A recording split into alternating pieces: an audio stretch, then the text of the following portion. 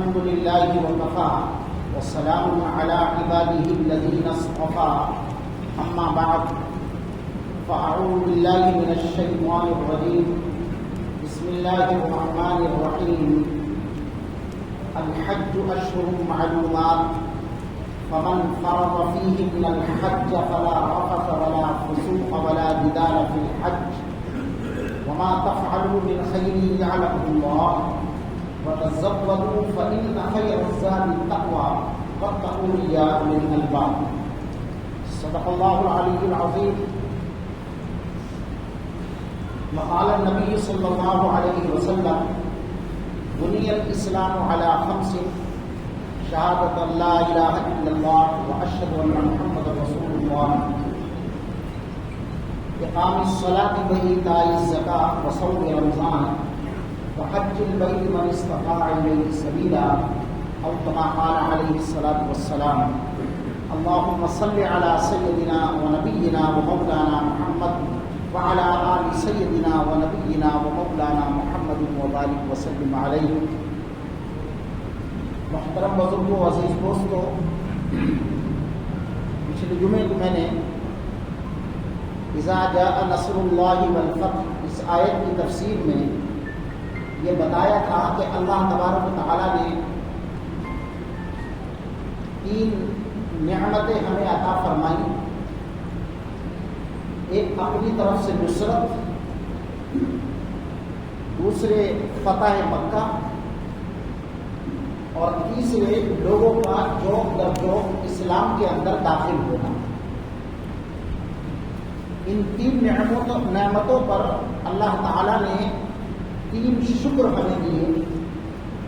جب اللہ کی طرف سے نصرت ہو، مدد ہو، کسی بھی شکل میں ہو، تو اللہ کی تسبیح بیان کی جائے، اللہ کی پاکی بیان کی جائے، اللہ کو یاد کیا جائے، اللہ کی عظمت کو بیان کیا جائے. اور جب کسی مقام پر آپ کو اور ہمیں فتح مل جائے، اسلام کو فتح مل جائے، تو اللہ کی تعریف بیان کی جائے. فسبح بحمد ربک، تسبیح بیان کرو اور اللہ کی تعریف بیان کرو. اللہ کی تعریف کا مطلب یہ ہے کہ اللہ تو ہی تعریف کے لائق ہے، اس سے بڑھ کر اور کوئی تعریف کے لائق نہیں ہے. الحمدللہ رب العالمین، تمام تعریف اس اللہ کے لیے ہے جو تمام جہان کا پالنے والا ہے. اور تیسری چیز کہ جب لوگوں کو دیکھو کہ اسلام کے اندر لوگ جوق در جوق داخل ہو رہے ہیں، یعنی اللہ تعالیٰ اسلام کے اندر لوگوں کو داخل کر رہا ہے اور لوگ اس کی طرف کو مائل ہو رہے ہیں اسلام کی حقانیت کو دیکھ کر، تو پھر کیا کرنا چاہیے؟ واستغفروا، استغفار کرو.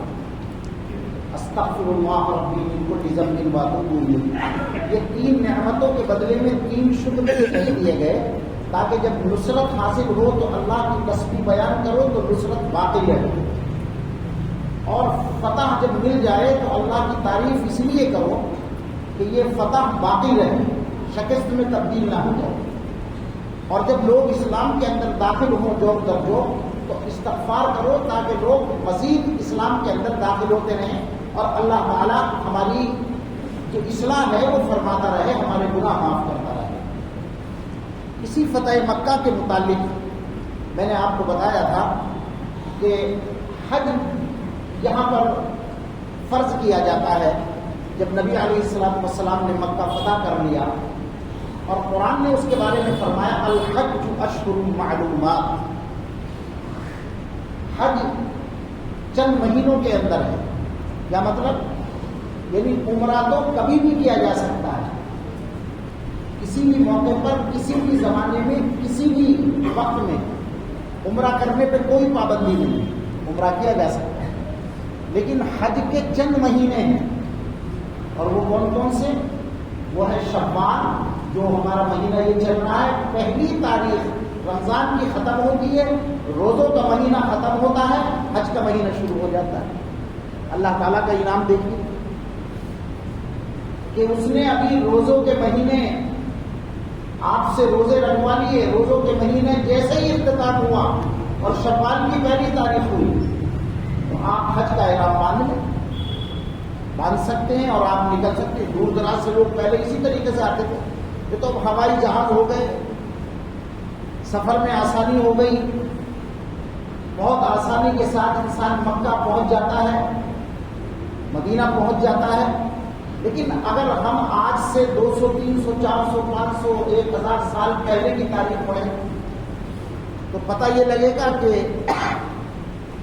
جیسے ہی پہلی تاریخ ہوتی تھی شوال کی، لوگ حج کی تیاری شروع کر دیتے تھے، اور آپ کو اجازت ہے پہلی تاریخ کو احرام باندھنے کی۔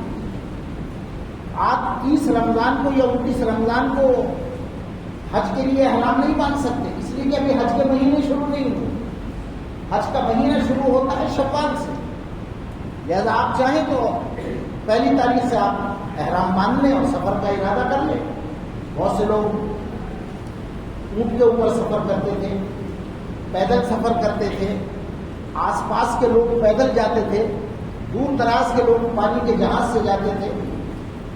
تو یہ اب تو آسانیاں ہو گئی ہیں، اس لیے فرمایا الحج اشہر معلومات، حج کے مہینے متعین ہیں، ایک شوال کا مہینہ جو یہ چل رہا ہے، ایک ذی القعدہ کا مہینہ اور ایک ذی الحجہ کا مہینہ، اس کے جو 10 12 15 دن ہیں شروع کے، وہ سب حج کے ایام میں شامل ہوتے ہیں۔ اب یہ حج کے ایام میں جو شامل ہوتے ہیں تو گویا کہ اسلام کی جو 5 بنیادیں ہیں ان میں سے ایک عبادت حج ہے، اور یہ سب عبادتوں سے ممتاز ہے۔ کلمہ پڑھنے کے بعد جب ہم نے کلمہ پڑھ لیا لا الہ الا اللہ محمد رسول اللہ صلی اللہ علیہ وسلم، تو ہمارے اوپر کچھ ذمہ داریاں عائد ہوتی ہیں۔ پہلی ذمہ داری کیا ہے کہ نماز ادا کریں، کہ اقام الصلاۃ۔ دوسری ذمہ داری کیا ہے کہ زکوٰۃ ادا کریں۔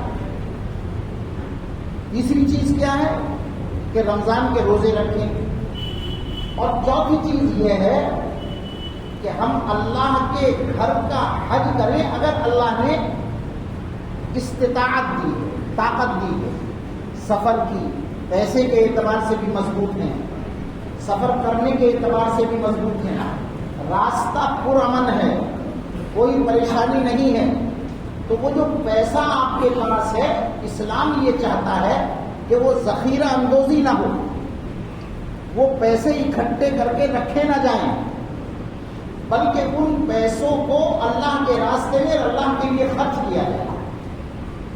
حضرت ابراہیم علیہ السلام نے جب کعبۃ اللہ کی تعمیر کی اور مکمل ہو گئی تو حضرت ابراہیم علیہ السلام کو اللہ نے حکم فرمایا وَأَذِّن فِي النَّاسِ بِالْحَجِّ يَأْتُوكَ رِجَالًا وَعَلَىٰ كُلِّ ضَامِرٍ يَأْتِينَ مِن كُلِّ فَجٍّ عَمِيقٍ۔ اے ابراہیم حج کا اعلان کر دو، حج کا اعلان کروں، کہاں اعلان کروں، کس جگہ اعلان کروں؟ کوئی مائک نہیں، کوئی لاؤڈ اسپیکر نہیں، کوئی موبائل نہیں، کوئی سیٹلائٹ نہیں، حج کا اعلان میرا کون سنے گا؟ فرمایا کہ اعلان کرنا آپ کا کام ہے، آواز پہنچانا ہمارا کام ہے۔ چنانچہ حضرت ابراہیم علیہ السلام نے اعلان کر دیا لوگوں تمہارے اوپر حج فرض ہو گیا، اور فرمایا کہ جیسے ہی آپ اعلان کرو گے تو لوگ پیدل بھی آئیں گے اور کمزور سواریوں پر بھی آئیں گے، تیز سواریوں پر بھی آئیں گے، لیکن اس گھر میں آئیں گے ضرور۔ تو حضرت ابراہیم علیہ السلام کا وہ اعلان روح ارواح تک پہنچا اور سب لوگوں نے اس اعلان کو سنا، اور آج تک جس نے وہ لبیک کہی تھی وہ لبیک آج پوری ہو رہی۔ لہٰذا حضرت ابراہیم علیہ السلام نے جب اعلان کیا تو اس اعلان کرنے کے بعد لوگ جو بیت اللہ کی طرف جانے لگے اور اس کا حج کرنے لگے۔ حج ایک ایسی عبادت ہے کہ جو دوسرے عبادتوں سے بالکل ممتاز ہے۔ مثلا آپ نے نماز پڑھی تو نماز میں کیا ہوتا ہے، صرف آپ کے بدن کو مشقت ہوتی ہے، سردیوں میں اٹھو گے پریشانی ہوگی، وقت کم ملے گا اور ٹھنڈے پانی سے کہیں وضو کرنا پڑے گا، نیند پوری نہیں ہوگی، لیکن بہرحال آپ کو نماز ادا کرنے کے لیے یہ وقت نکالنا پڑے گا، تو آپ کے بدن کو مشقت ہوگی۔ زکوٰۃ دیں گے تو بدن کو کوئی مشقت نہیں ہوگی. جو آپ نے پیسہ کمایا ہے تجارت کے ذریعے سے، یا جو آپ کے پاس سونا یا چاندی ہے، اس کا حساب لگا کر 2.5% اللہ کے راستے میں دیتے چلے جاؤ تو آپ زکوٰۃ دے دیں گے. تو زکوٰۃ میں آپ کا کچھ بدن میں کوئی مشقت نہیں، بلکہ پیسہ خرچ ہو رہا ہے. یہ مالی عبادت ہوگی. پھر رمضان کا معاملہ آ گیا. رمضان میں آپ کو کوئی پیسہ خرچ نہیں کرنا، بلکہ روزہ رکھنا ہے. آپ کے بدن کو مشقت ہوگی، بھوک لگے گی، پیاس لگے گی، غیر وقت میں آپ اٹھو گے، پریشانیاں برداشت کرو گے، آپ کے بدن کو مشقت ہوگی. لیکن حج ایک ایسی عبادت ہے کہ جس میں بدن کو بھی مشقت ہوگی اور بدن کے ساتھ ساتھ پیسہ بھی خرچ ہوگا. یہ دونوں چیزیں اکٹھی اگر ہیں تو کسی عبادت میں اگر ہیں تو وہ کائے میں ہے، وہ ہے حج میں. کیونکہ آسان نہیں ہے حج کرنا، مشقت برداشت کرنا آسان نہیں ہے.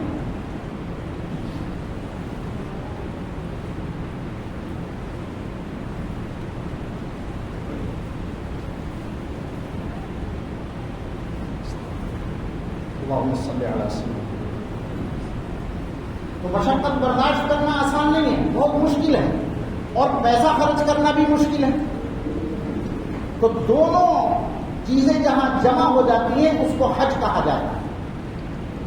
اور جب حج کے لیے یہ معاملہ سامنے آتا ہے تو اسی حج کے بارے میں یہ مشہور ہے کہ آپ کو مشقت بھی برداشت کرنی ہے، پیسہ بھی خرچ کرنا ہے، اور دوسری عبادتوں میں بڑی سنجیدگی دکھانی پڑتی ہے. نماز میں اگر آپ آتے ہیں تو سنجیدگی کے ساتھ، متانت کے ساتھ، عزت کے ساتھ، صاف ستھرے کپڑے پہن کے، کسی کو تکلیف نہ پہنچے، آپ کے کپڑوں سے، آپ کے انداز سے، آپ کی گفتگو سے، آپ کے چلنے پھرنے سے کسی باہری کو تکلیف نہیں پہنچنی چاہیے، بلکہ آپ بڑی سنجیدگی کے ساتھ نماز پڑھنے کے لیے آئے. کیوں؟ اللہ کی عبادت ہے، اللہ کی عبادت کرنی ہے. اور اگر آپ آئے نماز پڑھنے کے لیے اور دوسروں سے لڑنا شروع کر دیا، تکلیف پہنچانی شروع کر دی، اپنی بات کو دوسروں پر مسلط کرنا شروع کر دیا، تو پھر آپ کی عبادت ہی کیا ہوئی؟ کچھ بھی نہیں. اسی طریقے سے جب آپ زکوٰۃ دیں گے تو آپ زکوٰۃ دیں گے بڑی خوش دلی کے ساتھ. یہ بھی نہیں کہہ سکتے رسید کاٹنے کے بعد یا کسی غریب کو دینے کے بعد اچھا بھائی وہ یوں کہے کہ آپ کا شکریہ ادا کرے. نا، شکریہ ادا کرنے کی بھی اجازت نہیں، اس لیے کہ یہ تو آپ کے اوپر فرض تھا. ہم دیتے ہیں اللہ کے راستے میں، کھانا کھلاتے ہیں، جزاء ولا شکورا، کوئی اس کا بدلہ نہیں، نہ شکریہ، کچھ بھی نہیں. یہ آپ کی ذمہ داری ہے کہ آپ زکوٰۃ دے دیں. ایسے آپ روزہ رکھ رہے ہیں تو روزے میں کسی کو کوئی مشقت نہیں، لیکن حج کے اندر آپ کو مشقت برداشت کرنی پڑتی ہے. بتائیے، آپ ذرا اندازہ لگاؤ، آج کے اس دور میں اگر میں بات کروں، پہلے زمانے کی بات تو چھوڑیے، کتنی مشقت ہوا کرتی تھی. بیت اللہ کیسی جگہ پر قائم ہے، وہاں پر کوئی تفریح کی جگہ نہیں. سوئٹزرلینڈ میں اگر ہوتے اور وہاں پر بیت اللہ بنا دیا جاتا تو لوگ کہتے ہیں لوگ حاجی جو ہیں وہ تفریح کرنے کے لیے جا رہے ہیں. سنگاپور میں اگر بیت اللہ بنا دیا جاتا تو لوگ کہتے ہیں ارے بھائی بیت اللہ کا تو بہانہ ہے، یہ تو سنگاپور کی سیر کرنے کے لیے جا رہے ہیں، وہاں کی جگہ کو دیکھنے کے لیے جا رہے ہیں. کشمیر کے اندر اگر بیت اللہ بنا دیا جاتا تو لوگ کہتے کہ بھائی یہ تو وہاں کے مغل گارڈن، ڈل جھیل اور وہاں کے پہاڑوں کو دیکھنے کے لیے جا رہے ہیں، صحت افزا مقام ہے، اس لیے بیت اللہ کو ضمنی طور پر شامل کر لیا. جگہ کیسی منتخب کی؟ نہ دانا، نہ پانی، کچھ بھی نہیں، نہ سبزہ. افئدۃ من الناس تہوی الیہ، دعا فرمائی اللہ ایسی جگہ بیت اللہ کی تعمیر کی ہے کہ لوگوں کے دل اس طرف کو مجبور کر دے کہ لوگوں کے دل اس طرف کو کھینچتے چلے جائیں. لہذا بیت اللہ کی طرف لوگ جو جاتے ہیں وہاں پر کوئی تفریح کی جگہ نہیں. اب تو شہر قائم ہو گئے، مارکیٹیں اچھی ہو گئی، مدینہ منورہ میں بھی اور مکہ مکرمہ میں بھی. لیکن اس زمانے میں تو بالکل چھوٹا سا شہر تھا، چند گھر تھے.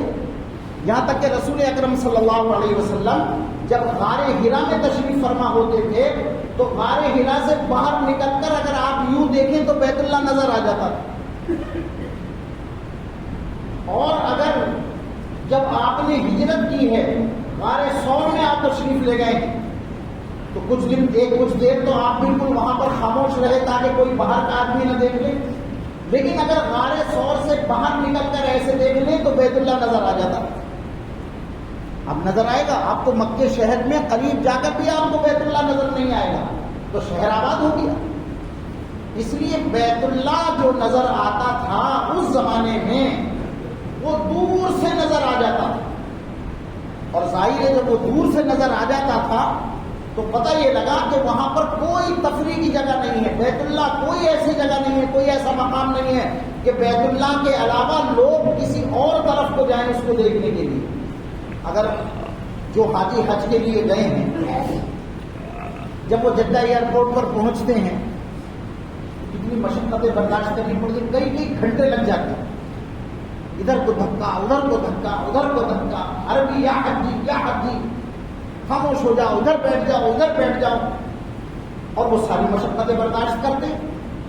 وہ مشقتیں کیوں برداشت کرتے ہیں؟ بیت اللہ کی محبت میں برداشت کرتے ہیں، ورنہ وہاں پر کیا رکھا ہے؟ کچھ بھی نہیں. اسی لیے بیت اللہ کی محبت یہ انسان کو، یعنی حج بیت اللہ یوں کہہ لیجیے کہ ایک عاشقانہ عبادت کا انداز ہے.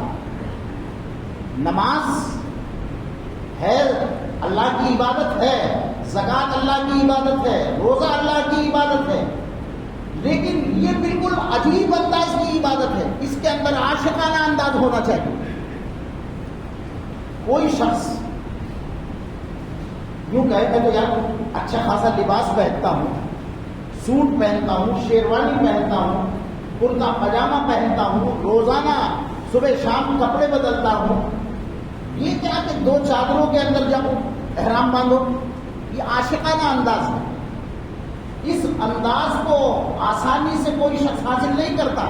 یہ اللہ کی طرف سے قائم کردہ ہمارے لیے کچھ ایسی چیزیں ہیں کہ نہیں، آپ کو اگر وہاں پر جانا ہے تو احرام کی دو چادروں کے اندر جانا ہے. یہ ایک عاشقانہ انداز ہو. اور احرام جب بن گیا ناخن نہیں کاٹ سکتے، تیل نہیں لگا سکتے، خوشبو نہیں لگا سکتے، اور وہاں پر کیا کرنا ہے؟ بس دوڑو بیت اللہ کی طرف کا تو دوڑو، وہاں پر چکر لگاؤ. یار بیت اللہ کا چکر لگانا یہ کون سی عبادت ہے بھائی؟ دوڑنا کون سی عبادت ہے؟ یہ تو نماز ہے، سکون کے ساتھ پڑھ رہے ہیں، روزہ ہے، بیٹھے ہوئے ہیں، اور زکوٰۃ ہے، دے رہے ہیں. یہ کون سا طریقہ آ گیا کہ بس دوڑو؟ یہ عاشقانہ انداز ہے، اسی کا نام عبادت ہے حج. اسی لیے وہ پرانا شعر ہے عربی کا، امر علی الدیار دیار لیلا. وہ کہتا ہے مجنو کہ امر علی الدیار دیار لیلا، میں لیلا کے گھر کے چکر لگاتا ہوں. اور پھر آگے کہا ولیکن اقبل ذل جدار وذل جدار، کبھی اس دیوار کو بوسہ دیتا ہوں، کبھی اس دیوار کو بوسہ دیتا ہوں. اور پھر یہی نہیں بلکہ ساتھ میں یہ بھی بتا دیا کہ لوگ مجھے پاگل کہیں گے، بے وقوف کہیں گے، مجھے ان دیواروں سے محبت نہیں ہے. آپ کبھی سمجھو کہ مجھے دیواروں سے محبت ہے، میں دیواروں کی وجہ سے چکر لگا رہا ہوں، ایسا نہیں ہے. وما حب الدیار شغفنا قلبی، آپ مجھے پاگل نہ سمجھیں، بے وقوف نہ سمجھیں کہ میرا قلب ان کی دیواروں کی محبت میں کھو گیا ہے. نہیں، ولیکن احب من سکن الدیار، مجھے اس شخص سے محبت ہے جو اس گھر کے اندر رہتا ہے، مجھے اس لیلا سے محبت ہے جو اس گھر کے اندر رہتی ہے. تو وہ جو دیوار ہے وہ دیواروں سے محبت نہیں ہے. ہم بھی کہتے ہیں وہ دیوار کیا ہے؟ یہ تو کعبۃ اللہ، اس کی اینٹ پتھر کی بنی ہوئی ہے. وہ جو پردہ ہے وہ بھی بہترین کپڑا ہے، اس کے اوپر بڑا کام ہوتا ہے، لیکن بہرحال وہ بھی ایک کپڑا ہے، ایک انداز کا کپڑا ہے، اس سے ہمیں کہیں کی محبت ہے، مگر چونکہ وہ کعبے سے ٹچ ہے اور اللہ نے یہ بتا دیا کہ یہ میرا گھر ہے، ان اول بیت وضع للناس، تو اب ہمیں کسی سند کی ضرورت نہیں کہ بھئی ہاں ذرا معلوم کر کے آئیں کہ کیا واقعی یہ اللہ کا گھر ہے۔ اللہ نے کہہ دیا تو بس اب ہمیں اس سے محبت ہے، اب اس کے گھر کے چکر لگا رہا ہے، اس کے چاروں طرف گھوم رہا ہے۔ اسی کا نام حقیقت میں کیا ہے؟ اس کا نام ہے حج، اس کا نام ہے طواف، اس کا نام ہے محبت، اس کا نام ہے وہ عبادت جو ایک عاشقانہ انداز سے کی جاتی ہے۔ تو تمام عبادتوں میں اب اور عبادتیں اپنی جگہ، اور یہ عبادت جو ہے یہ بالکل اپنی جگہ۔ حج کے ایام شروع ہو چکے ہیں، انشاءاللہ حج کے موضوع پر مختلف پہلو اس کے آپ کے سامنے پیش کیے جائیں گے۔ آپ حضرات اگر حج کے لیے نہیں بھی گئے ہیں، لیکن جب حج کا بیان آپ سنیں گے اور آپ دل سے سنیں گے اور محاذ کی محبت آپ کے دل کے اندر پیدا ہوگی، تو اللہ تعالیٰ جب طلب کسی کو دیتا ہے تو ایک کمزور اور ناتواں کے لیے بھی اللہ غیب سے انتظام کر دیتا ہے۔ یہ ایک عجیب کیفیت ہے۔ کہتے ہیں کہ ایک شاعر نے فارسی میں کہا ہے کہ بود مورے حوثے درخابر اثر، کہ ایک چونٹی کو تمنا پیدا ہوئی کہ کاش میں بھی کعبہ پہنچ جاتی، کعبے کی زیارت کر لیتی، لیکن چونٹی بیچاری کہاں جائے گی؟ اس کے اندر تو ہمت اور طاقت نہیں ہے، ذرا دیر چلے گی کوئی رگڑ دے گا، کوئی پیٹ دے گا اس کو اور ختم، اور اتنے دن کہاں جائے گی؟ تو فرمایا کہ تیری طرف ہے نا کہ تو وہاں پر جائے، تو فرمایا کہ کبوتر کو ہم نے حکم دیا کہ تو اس کو اپنے پنجے میں جگہ دے دے اور جا اڑ کے چلا جا اور بیت اللہ پہ اس کو چھوڑ دے تیری فلائٹ لیے۔